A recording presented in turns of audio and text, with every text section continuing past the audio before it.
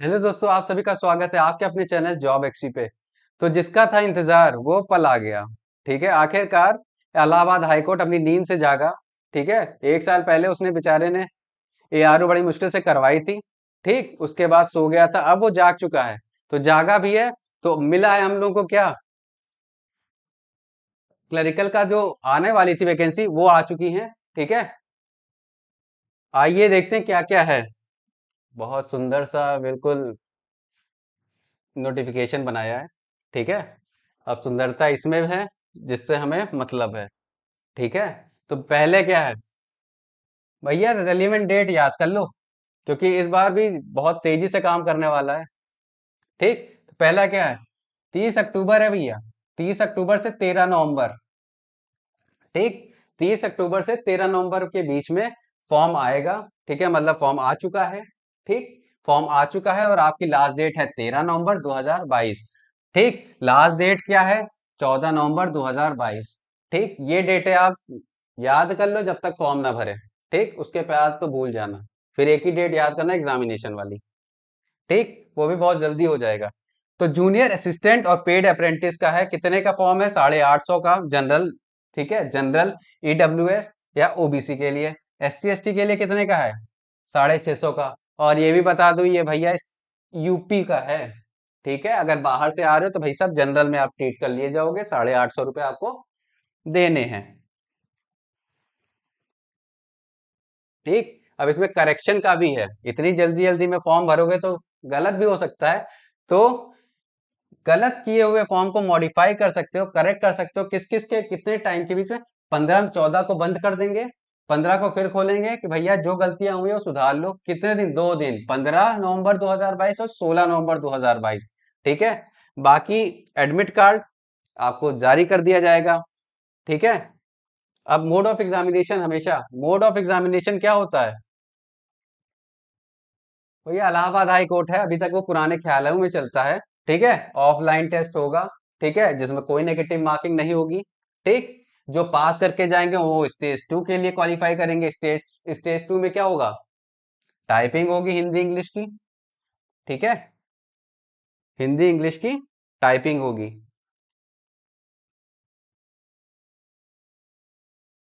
अब इंट्रोडक्शन है। ठीक, अब ये भी सुन लीजिए भाई साहब, ऑनलाइन एप्लीकेशन होगी सिर्फ। ठीक है, और एक एप्लीकेशन सिर्फ एक बंदा भरेगा।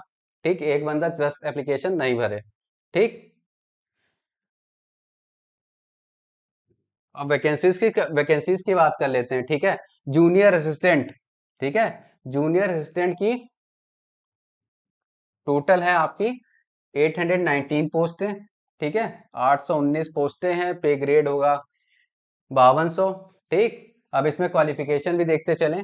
इंटरमीडिएट होना चाहिए with special knowledge of Urdu and Hindi along with a triple C certificate issued by NIELIT. ठीक, ये ठीक, जिनके पास ट्रिपल सी सर्टिफिकेट नहीं है उनके लिए जॉब नहीं है।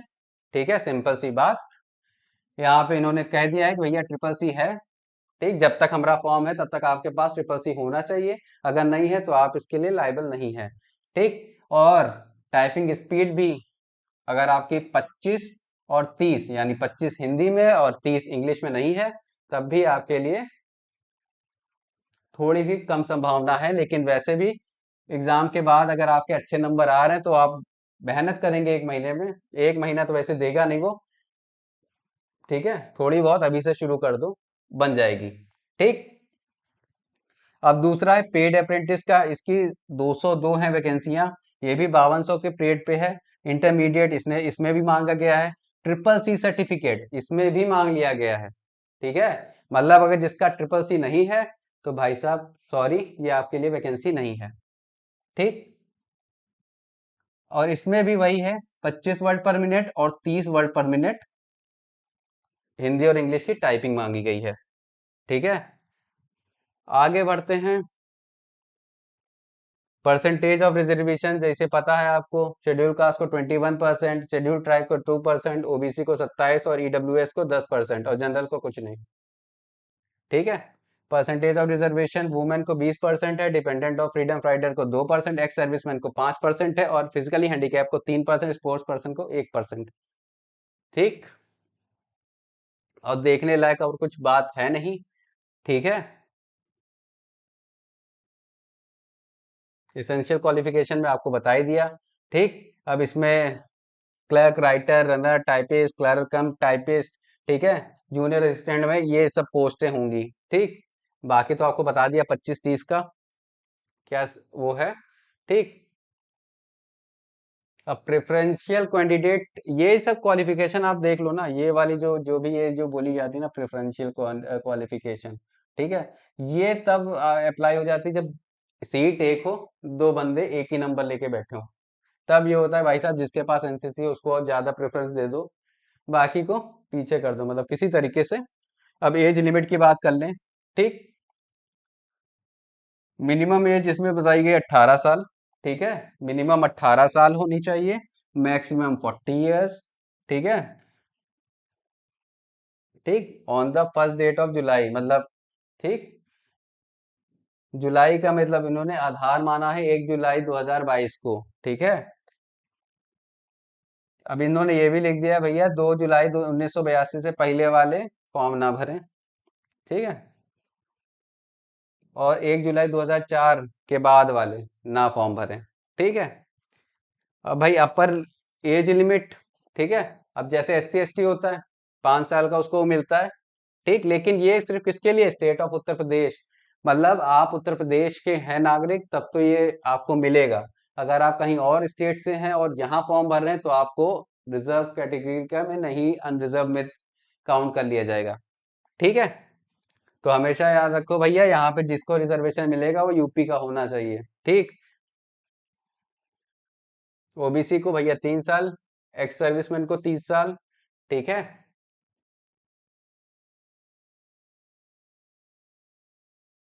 Nationality citizen of India. ठीक है, मार्शल स्टेटस और फिजिकल फिटनेस। ठीक, अब चलिए आ जाते हैं सिलेबस जो है बहुत ज़रूरी। ठीक, ऑफलाइन एग्जामिनेशन 90 मिनट मिलेंगे आपको। ठीक है, मतलब 1.5 घंटा, 100 क्वेश्चन होंगे। ठीक, सब्जेक्ट कौन कौन से होंगे, एक होगा हिंदी, दूसरा होगा अंग्रेजी, तीसरा होगा जीएस और चौथा होगा मैथ। ठीक है, मैक्सिमम मार्क्स होंगे 100। ठीक है, इसमें सबसे बढ़िया फॉर्म ये इसलिए होता है क्योंकि इसमें नेगेटिव मार्किंग है ही नहीं। ठीक, आप जितने गलत करो, मतलब 100 में 100 सब करके आते हैं। ठीक, स्टेज 2 में हिंदी और टाइपिंग का टेस्ट जिसमें 25-25 नंबर दोनों को मिलेंगे, यानी 25 मार्क्स 25 मार्क्स, और इसमें आपको मिनिमम 10 नंबर लेके आने हैं। 25 में से मतलब 10 मिनिमम लाने ही लाने हैं, वरना आपका फॉर्म बाहरी हो। ठीक है, ये मिनिमम क्वालिफिकेशन है भैया। ठीक है, इसके बाद ये दोनों नंबर मिलके 100 में नंबर मिलेंगे, मतलब 150 का पूरा ये है गणित। ठीक है, 150 में आपको जितना अच्छा मेरिट आप बना सकते हो बना लो, उसी के आधार पे आपको सेलेक्ट किया जाएगा। ठीक है, बता दिया भैया, देर से नेगेटिव मार्किंग नहीं है। ठीक, अब भैया क्वेश्चन पेपर भी बाइलिंगुअल होगा, मतलब हिंदी अंग्रेजी दोनों में होगा। ठीक, अब वही यहाँ पे है, स्टेज 1 भैया रिटन क्वालिफिकेशन होगी। ठीक, रिटन में कट ऑफ जारी किया जाएगा, हर एक सीट पे 5 बंदे को बुलाया जाएगा। ठीक, उसके बाद टाइपिंग टेस्ट होगा 10 मिनट का। ठीक, कंप्यूटर पे, और जो इसको बीट कर ले जाएगा, ठीक है, इसको भी बीट कर ले जाएगा तो क्या होगा, दोनों को मिला के मेरिट बनेगी, मतलब टाइपिंग प्लस रिटन वाले को। उस हिसाब से अगर मेरिट में आप आ गए तो आप क्लर्क बन गए। ठीक, तो चलिए अभी इसकी एक और वैकेंसी आई है। ठीक है, वो भी देख लेते हैं। इस बार बहुत सारी वैकेंसीज आई हैं, जैसे कि ये क्लर्क की तो आई है, स्टेनोग्राफर भी आई है। ठीक है, स्टेनोग्राफर ग्रेड 3।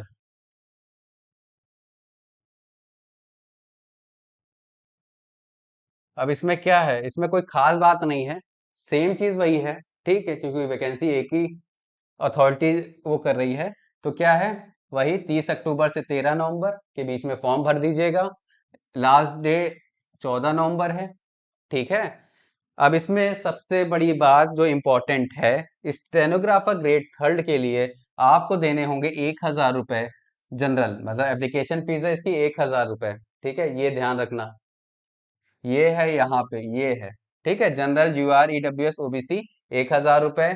ST और SC ST ऑफ यूपी कितने, 800 रुपए। ठीक, यूपी के ही होंगे। ठीक, अब इसमें भी करेक्शन का जो है, करेक्शन इसमें भी है 15 से 16। ठीक है, 15 से 16 आप जो गलतियां कर चुके हैं या हो गई हैं गलती से, वो आप सही कर सकते हो। ठीक, रिजल्ट आ ही जाता है। स्टेज फर्स्ट में क्या होगा, ऑफलाइन। ठीक है, ऑफलाइन होगा, नो नेगेटिव मार्किंग। स्टेज 2 होगी computer typing test plus stenography test. ठीक है, स्टेनोग्राफरी का भाई टेस्ट होगा। ठीक है, तो जिनको जिनको आती है स्टेनोग्राफर, जिनको अच्छे से आती है ना, उनके लिए एक बहुत ही गोल्डन अपॉर्चुनिटी है। ठीक है, इलाहाबाद हाईकोर्ट की जॉब यार जॉब होती है ना। तो चलिए देख लेते हैं क्या क्या क्वालिफिकेशन है। सबसे पहले आप आइए हिंदी स्टेनोग्राफर की बात करते हैं। Grade third category C. ठीक है, कितनी पोस्टें हैं, 1186। ठीक, इसमें भी हिंदी वालों, ठीक है, 881 पोस्ट लेके बैठ गए हैं। ठीक, 305 सिर्फ अंग्रेजी वालों को मिली है। ठीक, 881 स्टेनोग्राफर हिंदी और 305 अंग्रेजी। ठीक, पे स्केल है 5200। ठीक, हिंदी स्टेनोग्राफर्स के लिए क्या है भैया, ग्रेजुएशन किए हो, ठीक है, या डिप्लोमा और सर्टिफिकेट इन स्टेनोग्राफरी। ठीक है, डिप्लोमा या सर्टिफिकेट हो आपका स्टेनोग्राफरी का। और स्पीड सबसे ज्यादा मानी जाती है इसमें, तो कितनी स्पीड मांगी गई है इन्होंने, ठीक है, ये हो गई 80। ठीक है, 80 वर्ड पर मिनट इन शॉर्ट हैंड और 30 वर्ड पर मिनट इन टाइपिंग। ठीक, बोथ इन हिंदी। ठीक, 80 वर्ड में शॉर्ट हैंड में होना चाहिए और 30 वर्ड पर मिनट टाइपिंग होनी चाहिए। ठीक, बोथ इन हिंदी। ठीक, और फिर क्या होना चाहिए साथ में, CCC सर्टिफिकेट नाइलेट द्वारा। सब काम खराब कर दिया इसने फिर से आके। ठीक, मतलब आपका CCC नहीं है, तो आप इसके लिए भी आप, भले स्टेनो अच्छी आती हो लेकिन CCC नहीं है तो आप इसको भर नहीं सकते।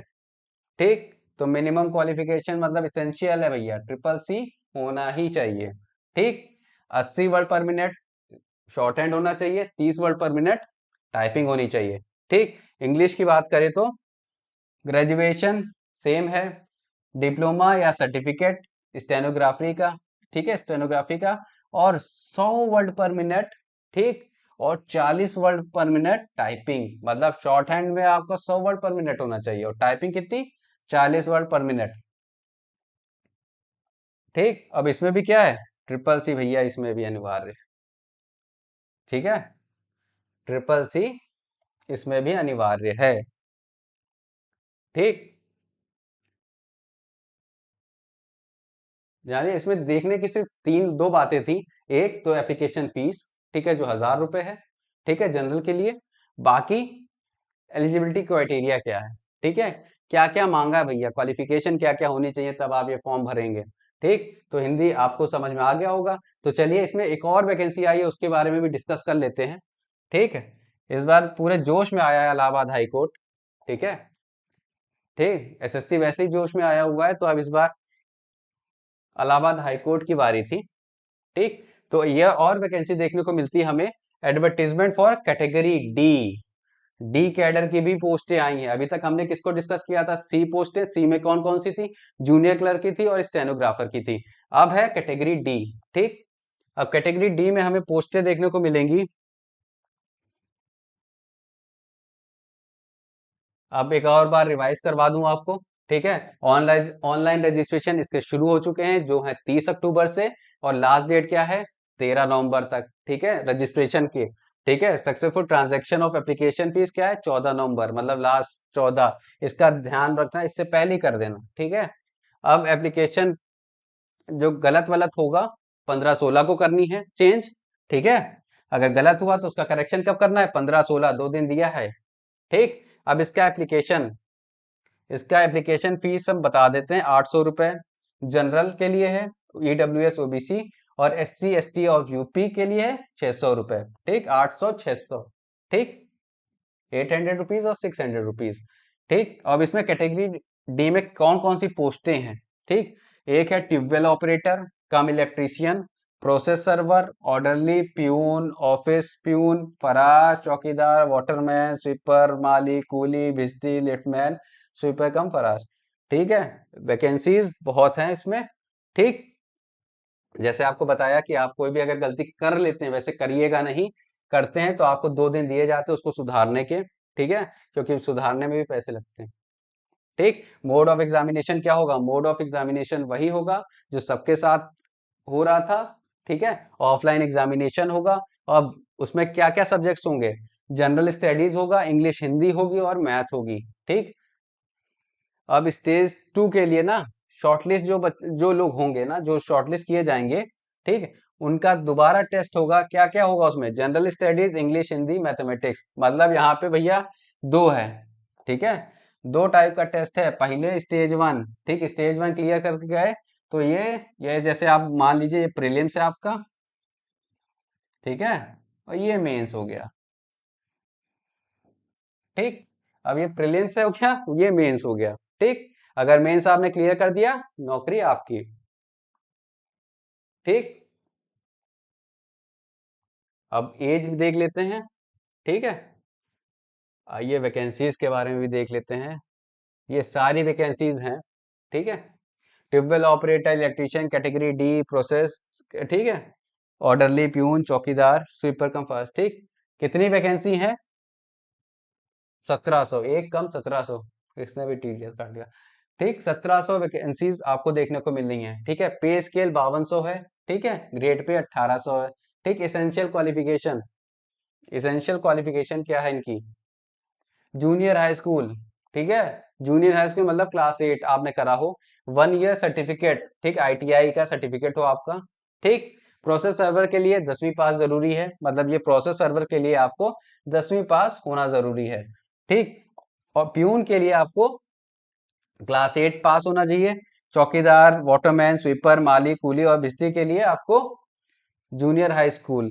ठीक, स्वीपर कम फराज कैटेगरी डी के लिए आपको क्लास 6 पास होना जरूरी है। ठीक है,